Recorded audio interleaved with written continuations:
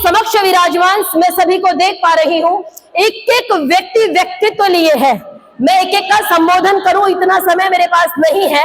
तो आइए, आप सभी ऋषि दयानंद के सिपाही यहाँ विराजमान है। मैं अपनी बात को प्रारंभ करूंगी। महर्षि देव दयानंद सरस्वती, एक ऐसा नाम, इस नाम का स्मरण करते ही आपको एक ऐसा युग स्मरण आता है जिसमें भारत विश्व के मानचित्र पर एक डूबता सितारा दिख रहा था। एक ऐसा युग स्मरण आता है जब वेद, उपनिषद और दर्शन शास्त्र इत्यादि विषय कुछ लोगों की बकौती बन के रह गए थे। एक ऐसा युग स्मरण आता है जब रोती बिलखती सती प्रथा की आग में जलती नारी जाति की पुकार सुनने वाला कोई नहीं था। एक ऐसा युग स्मरण आता है जब रोती बिलखती गौ माता त्राहिमाम कर रही थी, उनके आर्तनाद को सुनने वाला कोई नहीं था। एक ऐसा युग स्मरण आता है जब लोग अपनी जाति का, अपने देश का स्वाभिमान भूल चुके थे।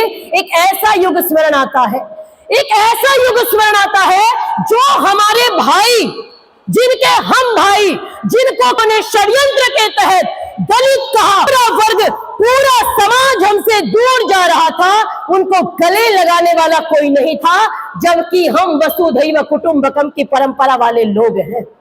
ऐसे अंधकार में, समय में, ऐसे अंधकार के युग में एक ऐसे व्यक्ति की आवश्यकता थी जिसमें आकाश की व्यापकता हो, बिजली की चमक हो, सूर्य का तेज हो, चांद की मुस्कान हो और पृथ्वी जितना धैर्य हो और पर्वत जितनी ऊंचाई हो। परमात्मा ने ये सब लेकर के जिस कृति को बनाया वो सृष्टि की अपूर्व कृति, अभूतपूर्व कृति और इस सृष्टि की सर्वोत्तम कृति जिनका नाम है महर्षि दयानंद सरस्वती। ऋषि देव दयानंद कोई क्षेत्र उन्होंने नहीं छोड़ा जिस क्षेत्र में उन्होंने क्रांति नहीं की। इसीलिए कहती हूं, वफा की राह में न जाने क्या क्या रंज गुजरे, वफा की राह में न जाने क्या क्या रंज गुजरे, जहां से कोई ना गुजरे वहां से दयानंद गुजरे, जहां से कोई ना गुजरे वहां से दयानंद गुजरे। और नारी जाति, आज हम यहाँ पे महिला सम्मेलन मना रहे हैं। हमारे देश में इतने मतांतर संप्रदाय चल रहे हैं। मैंने बहुत देखे हैं पुरुष मौलवी, लेकिन आज तक कोई महिला मौलवी नहीं देखी। मैंने बहुत पुरुष पोप देखे, लेकिन महिला पोप नहीं देखी। और कुछ लोगों के लिए, जिनका मैं नाम नहीं ले रही हूं, उनके लिए तो हम पैरों की जूती हैं। लेकिन महर्षि देव दयानंद सरस्वती, जिन्होंने सत्यार्थ प्रकाश के द्वितीय समोल्लास के प्रारंभ में कहा, मातृमान पितृमान आचार्यवान पुरुषो वेद, उन्होंने कहा कि बालक की जो प्रथम गुरु है वो माँ है और माँ जैसा चाहे वो बच्चे को बना सकती है। लेकिन बड़े दुख की बात है, जो माँ बच्चे का निर्माण करती है, जो माँ बालक की प्रथम गुरु है, आजकल वो स्वयं गुरु जी के चक्कर में घूम करके चमत्कार को नमस्कार कर रही है। इससे बड़ा पतन क्या होगा। महर्षि दयानंद ने बहुत अधिकार दिलाए नारी जाति को, लेकिन आज हम उन अधिकारों का क्या उपयोग कर पा रहे हैं, ये विचार करने की आवश्यकता है। हमारे देश में कहा जाता है 3 तरीके से निर्माण होता है। पहला निर्माण बालक का मां के गर्भ में होता है, चाहे अभिमन्यु हो और चाहे वीर शिवाजी हो, चाहे भगत सिंह हो, हमारे सामने अनेक उदाहरण है। दूसरा निर्माण बालक का गोद में होता है, जब वो गोद में आता है माता पिता की। और आज हमारे पास तो समय ही नहीं है, गोद में, मां की गोद में बच्चा नहीं आता, आया की गोद में बच्चा आता है। तो याद रखिएगा, आया की गोद कभी भगत सिंह का निर्माण नहीं कर सकती, आया की गोद राजगुरु का निर्माण नहीं कर सकती, आया की गोद महर्षि देव दयानंद का निर्माण नहीं कर सकती, और आया की गोद स्वामी श्रद्धानंद का निर्माण नहीं कर सकती। इसीलिए अगर निर्माण करना है तो अपने बच्चे को संस्कार देना पड़ेगा। और तीसरा संस्कार आचार्य कुल में हुआ करता था।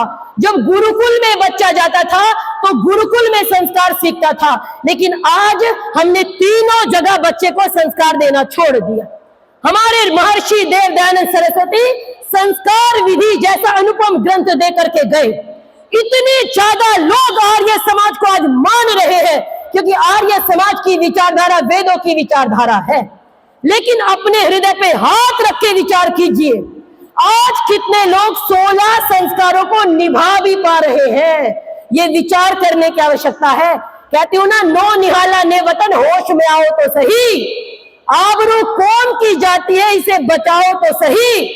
और जान मुर्दों में भी आ जाएगी, मायूस ना हो। वेद अमृत का इन्हें जाम पिलाओ तो सही, वेद अमृत का इन्हें जाम पिलाओ तो सही। और आन पर जान फिदा अपनी मुसाफिर कर दो, बात कहने की नहीं करके दिखाओ तो सही, बात कहने की नहीं करके दिखाओ तो सही। तो तीनों कुलों में जब तक बच्चे का निर्माण नहीं होगा, आज हमारे देश में महर्षि देव दयानंद सरस्वती 19वीं सदी में उन सब समस्याओं का समाधान देकर के गए जो आज हमारे सामने मुंह खड़ी हैं। चाहे वो जातिवाद की हो, चाहे वो प्रांतवाद की हो, चाहे वो भाषावाद की हो, चाहे वो बच्चों के संस्कारों के निर्माण की हो। आज हमारे देश में, अभी स्वामी जी लव जिहाद की चर्चा कर रहे थे। आप विचार करो कि आपकी बेटी, हमारी बेटी, 18 वर्ष की हमारी बेटी, महिला सम्मेलन में बात नहीं होगी तो होगी कब? 18 वर्ष की बेटी जब अब्दुल के लिए करवा चौथ का व्रत रखती है तो हमको पीड़ा होनी चाहिए, क्योंकि हम आर्य समाज है। आर्य समाज वही है जो ना तो चैन से बैठे, जो ना तो चैन से बैठे और ना बैठने दे, उसका नाम आर्य समाज है। आप विचार करो, आज हमारे देश में यत्र नार्यस्तु पूज्यन्ते की बात होती है। वैदिक नारी उद्घोष करती है, अहम केतु अहम मूर्धा अहम उग्रा विवाचनी। एक तो वो समय है और एक आज का समय है जब हमारी बेटियों के 35-35 टुकड़े मिलते हैं और हमको एक बार हमारे मुंह से आवाज भी नहीं निकलती। इसीलिए कहना चाहती हूं, जलते घर को देखने वालों, फूस का छप्पर आपका है। लोग जानते हैं अगर मां को दूषित कर दिया तो पूरा समाज स्वतः दूषित हो जाएगा। इसीलिए कहती हूं, जलते घर को देखने वालों, फूस का छप्पर आपका है। आग के पीछे तेज हवा है, आगे मुकद्दर आपका है। और उसके कत्ल पे मैं भी चुप था, मेरा नंबर अब आया। और मेरे कत्ल पे आप भी चुप हैं तो अगला नंबर आपका है। मेरे कत्ल पे आप भी चुप हैं तो अगला नंबर आपका है। हम सभी महर्षि दयानंद के सिपाही, पंडित लेखराम जी के सिपाही, एक एक व्यक्ति अगर मिलके कार्य करेगा तो निश्चित रूप से परिवर्तन आएगा। अगर परिवर्तन आर्य समाज चाहे, आप विचार करो, एक अकेले स्वामी दयानंद गुजरात की धरती से चले, जिनकी मातृभाषा भी हिंदी नहीं गुजराती थी, गुजराती बोलते थे, उसके बाद इतना कार्य करके गए। और आदरणीय राज्यपाल महोदय कह रहे थे कि वो कहते मेरे जैसे हजारों लोग चाहिए। तो आज तो आर्य समाज को इतने मानने वाले लोग हैं, आर्य समाज की विचारधारा पर चलने वाले इतने लोग हैं। आज समाज में ये अव्यवस्थाएं क्यों उत्पन्न हो रही है? उसका कारण है कि हमने मूल स्रोत, समस्या तो हमें पता है, चाहे वो जातिवाद की हो, आज भाषा के नाम पे बांटने की तैयारी है। आप विचार करो, प्रांत के नाम पे बांटने की तैयारी है। इस देश के इतने टुकड़े हो चुके और आज भी हम अपने बच्चों को जागरूक नहीं करते, अपने बच्चों को शिक्षा नहीं देते। हम कहते मेरे दादाजी आर्य समाजी थे, तो भाई आप कौन हैं? मेरे पिताजी आर्य समाजी हुआ करते थे, मेरी माताजी मंदिर जाती थी, तो भाई आप कहां जाते हो? जी हम तो कहीं भी मत्था फोड़ लेते हैं, जहां भी जाए, चाहे वो मजार हो चाहे वो पीर हो, हमारे लिए तो सब समान है। जब तक ये विचारधारा हमारे देश में रहेगी, आप निश्चित रूप से जानिए कि परिवर्तन नहीं हो सकता। और सबसे बड़ी क्रांति होती है वैचारिक क्रांति। स्वामी दयानंद ने सत्य और प्रकाश लिख करके उसी वैचारिक क्रांति का सूत्रपात किया था। आप विचार करो, हमको कहा जाता है गोली बम पे आजादी आई, ये सब हम सुनते हैं और बहुत अच्छी चीज है। कुछ मत मजहब संप्रदाय तो गोली बम और तलवारों के कारण ही दुनिया में चल रहे हैं, लेकिन अगर वैचारिक क्रांति कर दी जाए, आप अगर शारीरिक गुलाम है तो लड़ सकते हैं, लेकिन अगर मानसिक गुलाम है तो लड़ नहीं सकते। हम गुरुकुल के नाम पे, समाधान क्या है? समाधान है गुरुकुलीय शिक्षा। जब तक 8 और 60, आचार्य जी कह रहे थे ना, 50 साल का बुजुर्ग अगर वानप्रस्थ नहीं लेगा, संन्यास नहीं लेगा, अपने कर्तव्यों का पालन नहीं करेगा तो परिवर्तन कैसे आएगा? मैं कहती हूं 8 और 60, आज आर्य समाज अपने 150 वर्ष पूरे कर रहा है।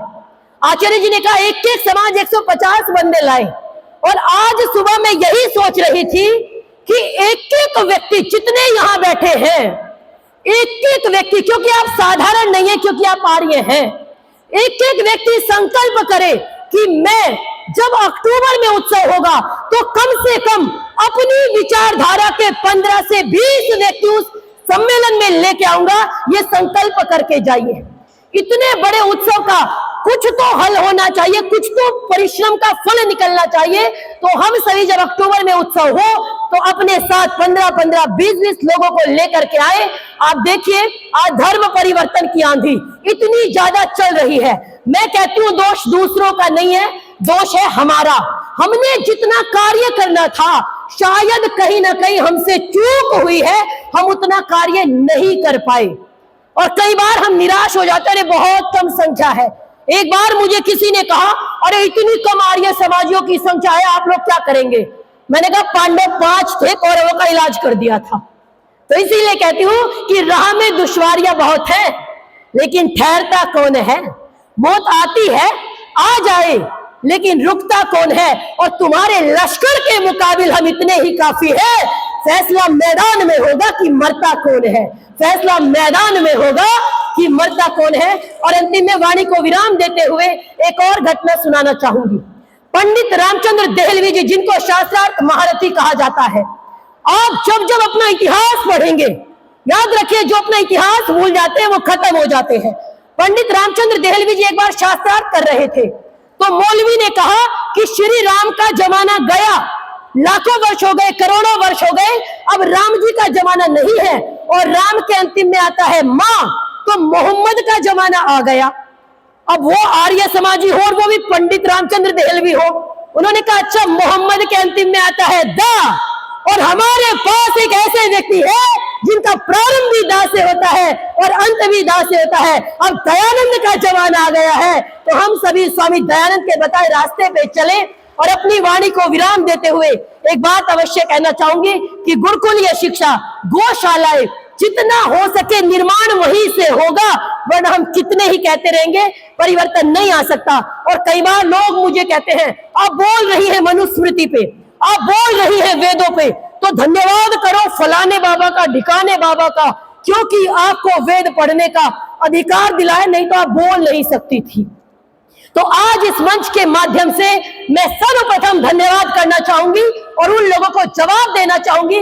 सबसे पहला धन्यवाद मैं परमपिता परमात्मा का करती हूं, जिन्होंने वेद रूपी ज्ञान हमको प्रदान किया। सबसे पहले धन्यवाद उनका। और दूसरा धन्यवाद अपने गुरुवर, अपने ऋषिवर महर्षि देव दयानंद सरस्वती का, जिन्होंने मनुष्य मात्र को वेद पढ़ने का अधिकार दिलाया।